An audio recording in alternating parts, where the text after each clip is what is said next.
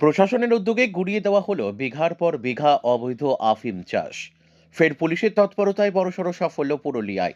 রবিবার গোপন সূত্রে খবর পেয়ে বলরামপুর থানার ঘাটবেড়া অঞ্চলের অযোধ্যা পাহাড় সংলগ্ন লুকুই চাটানি, সোদাগোড়া ও বরগড়া সহ বিভিন্ন এলাকায় এক বিশাল যৌথ অভিযান চালায় প্রশাসন।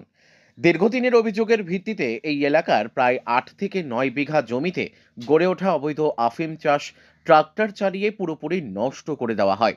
এই দিনের অভিযানে উপস্থিত ছিলেন জেলা পুলিশের আধিকারিক নির্মল কুমার দাস, বলরামপুর থানার আইসি অর্ণব গুহ, রেঞ্জার অর্পিতা কুণ্ডু এবং বিএলআরও চিন্ময় পতি সহ অন্যান্য পুলিশ আধিকারিক ও কর্মীরা। পুলিশ, ভূমি ও ভূমি রাজস্ব দপ্তর, বন দপ্তর এবং আবগারি দপ্তরের এই সম্মিলিত অভিযানে অবৈধ চাষের শিকড় উপড়ে ফেলা হয়েছে। উল্লেখ্য, এর আগেও জেলা জুড়ে একাধিকবার এই ধরনের অভিযান চালানো হয়েছে। পুরুলিয়ার বলরামপুর থেকে বিশ্বজিৎ সিং সর্দারের রিপোর্ট, বিগ নিউজ বাংলা।